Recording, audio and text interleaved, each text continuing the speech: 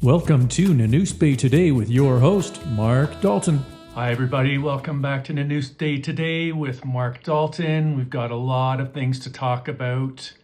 Important news. You're not going to want to miss this. I'm actually coming to you today from beautiful Banff, Alberta. And I want to give a big shout out to Scott at West Rock Jeans. Always takes care of me. Got amazing clothing. If you're ever in Banff, look at these socks. How cool are those? So if you're ever in Banff, go see Scott at West Rock Jeans. You will not be disappointed. Okay, on with the show. Welcome back, everybody. This week we're talking about something big in BC real estate, and that is trust. Trust is the invisible foundation behind every sale, every mortgage, every property title.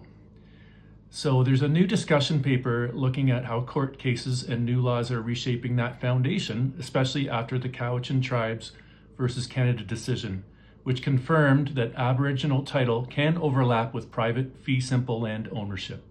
If you're not familiar with fee simple land ownership, it's the most common type of land ownership in Canada, meaning that you have the rights to the surface of the land. It does not typically include undersurface rights for mining, etc. However, this means that both Indigenous and Crown granted rights can coexist, but it also raises the questions about how we maintain confidence in our land title system. What's the good news from this so far? BC's approach is evolving. Bill 13 now allows First Nations to directly hold and register land in their own names, a step towards fairness and transparency for everyone. At the heart of all of this is trust. Trust in clear title, ethical practice, and honest communication. As BC continues to modernize property law, realtors, lawyers, and homeowners all have a role in keeping that trust strong. That's a quick look at what's shaping the future of property ownership here in BC and right here in Nanoose Bay. Okay, let's talk about Nanoose Bay real estate. Beginning of November already, holy cow. So this week we see 82 active listings, 5 homes sold, 16 pending sales, average sale price $873,800. Time on market average of 61.6 days. And again, the average price $873,800. So that's your wrap up for Nanoose Bay real estate today, folks. All right.